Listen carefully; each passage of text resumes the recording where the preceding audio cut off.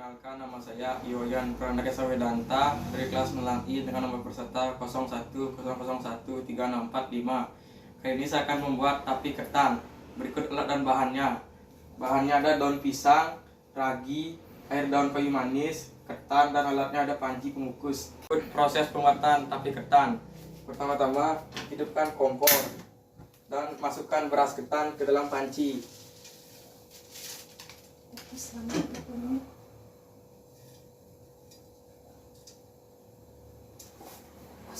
Dan kukus selama 30 menit. Terus lalu masukkan air daun kayu manis dan aduk sampai merata.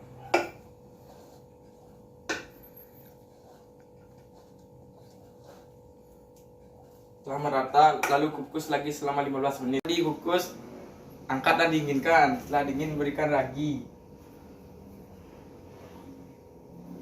Setelah dengan ragi, langsung taruh di tempat.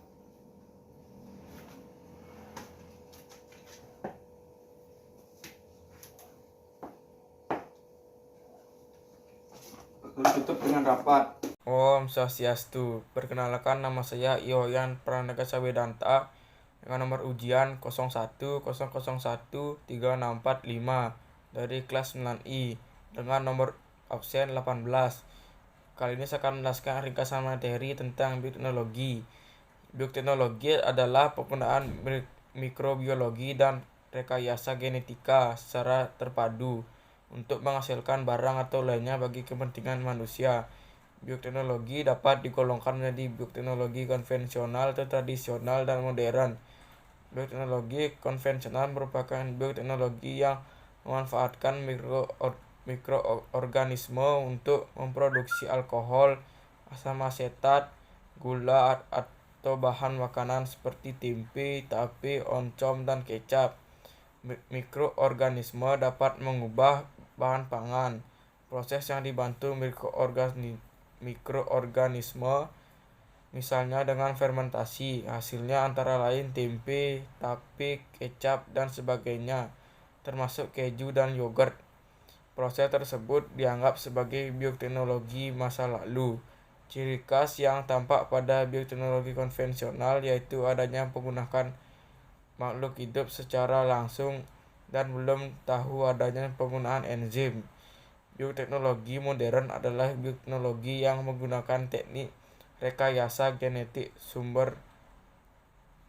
Dalam ujian praktek ini saya membuat tapi ketan.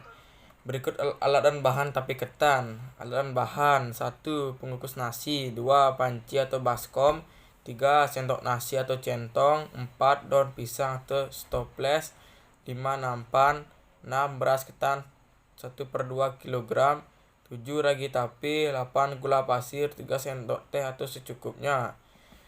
Cara kerjanya: 1. Cuci bersih semua peralatan yang akan digunakan, lalu keringkan. 2. Cuci bersih 1/2 kg beras ketan yang akan digunakan. 3. Rendamlah beras ketan tersebut selama 3/4 jam. 4. Setelah direndamkan selama 3/4 jam, angkat beras ketan tersebut lalu bilas dengan air beberapa kali. 5. Kukus beras ketan tersebut sampai matang. 6. Angkat beras ketan yang telah matang, lalu letakkan atau tiriskan di atas nampan atau baskom. Dinginkan dan pastikan tetap steril atau bersih. 7. Setelah dingin, campurkan 1/1/2 ragi dan 3 sendok teh gula pasir atau secukupnya yang telah dihaluskan dan aduk sampai merata.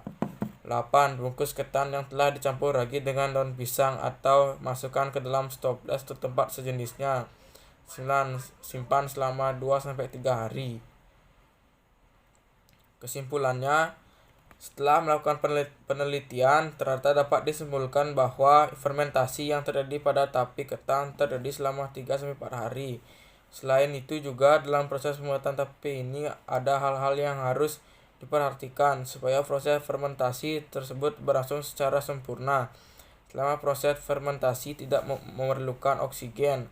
Oleh karena itulah, proses fermentasi pada ketan yang tertutup rapat lebih cepat dibandingkan dengan ketan yang terbuka. Lamanya proses fermentasi juga mempengaruhi kadar alkohol yang dihasilkan. Fermentasi yang terjadi yaitu perubahan pati menjadi gula dan oleh ragi. Gula dirubah menjadi alkohol sehingga ketan menjadi lunak, berair, manis dan berbau alkohol. Sekian dari penjelasan saya. Om Santi Santi Santi Om.